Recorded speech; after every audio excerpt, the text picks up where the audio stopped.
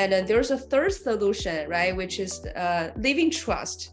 So if you have a serious LLC or simple LLC, what we're going to do is we're going to link your LLC with your living trust. That's another way to protect your assets for your families. Yes, and if you've actually looked at some of our previous videos, we've talked a little bit about what a living trust is. Basically, a living trust is a solution that helps you both as far as with your businesses, like we're talking about today, but it can also help you as far as estate planning and wealth management, in that when you put something in the living trust, you're taking the titles and the deeds that you have to those individual interests, and you're placing them within the trust. So they're no longer owned by you, they're owned by a trust for which you are a beneficiary. One of the reasons that a living trust is a fabulous and business savvy solution is that not only does it hold for you, but you can name your future beneficiaries.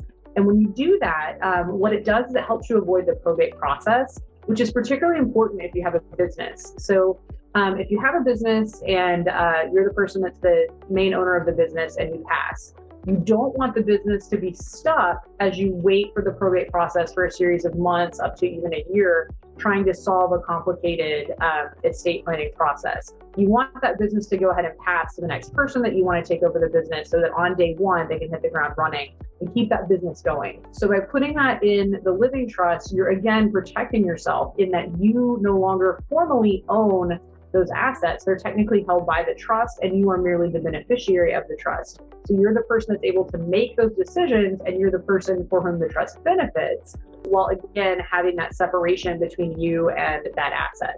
So it's another layer of protection that you can provide for yourself. So like we have a client, so the husband is running a restaurant business. If anything happened to him, his wife doesn't know how to run a restaurant, but his son might know how to run a restaurant, and he might need a career. So you need to have those living trust set up, and then link the LLC with a living trust. So if anything happened to you, or you become incapacitated, your son can step in to manage your restaurant. So your wife doesn't need to be like, she won't stuck in this situation that I don't know how to pay rent and I don't know how to deal with these vendors. Like maybe she will be forced to close the business on day 2. So how we connect the living trust and the LLC is actually, we call it as funding.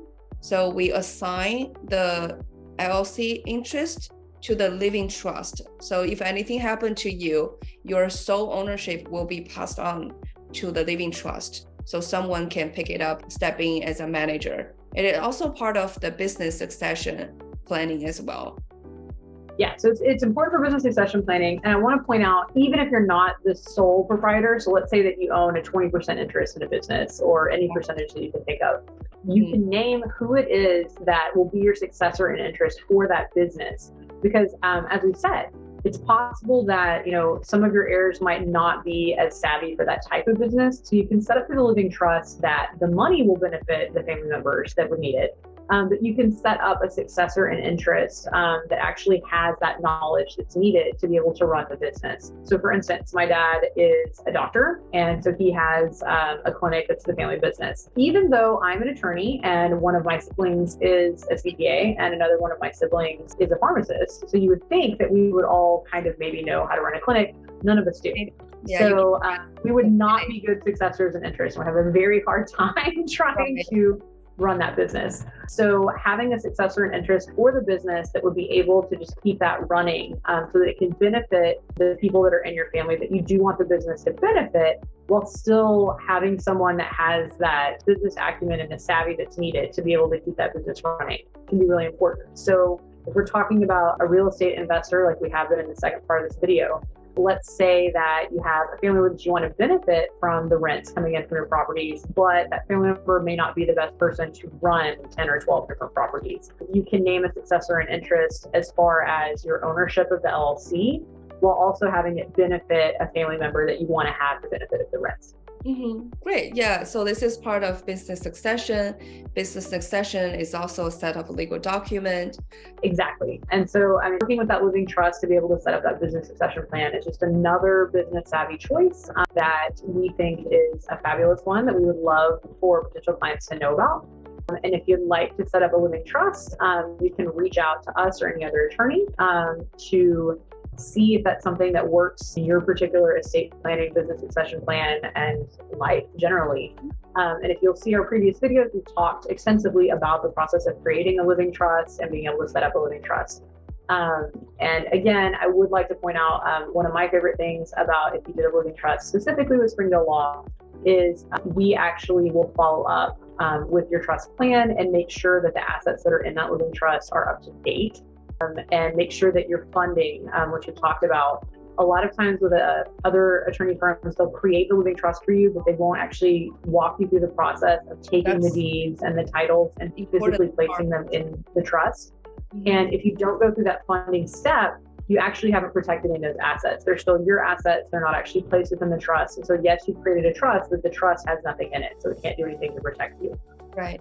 So not only do we work with you through the funding process to make sure that all your assets are placed within the trust correctly, but we follow up with you every couple of years to make sure that all those assets are up to date and that your entire estate planning and wealth management plan is up to date every year. So again, it's another fabulous business plan that we would suggest to you. And if you'd love to come talk to us about these possible solutions for your business, estate and wealth management, we would love to hear from you. So go ahead and give us a call. Great. So thank you so much, Katie. And today we talk about 3 solutions about asset protection, right? The first solution, as a small business owners, you need to form a simple LLC. And then the second solution is for the real estate investors. Serious LLC might be a better idea for this type of investors. The third solution is to create a living trust and then have a set of documents regarding the business succession. Yeah, so if you would like to set up any of those things, please go ahead and give us a call. We are available to do these types of plans in all 50 states. Great. If you don't want to miss any videos in the future, please remember to subscribe us and give us a thumbs up if you like the video, and we'll see you next time.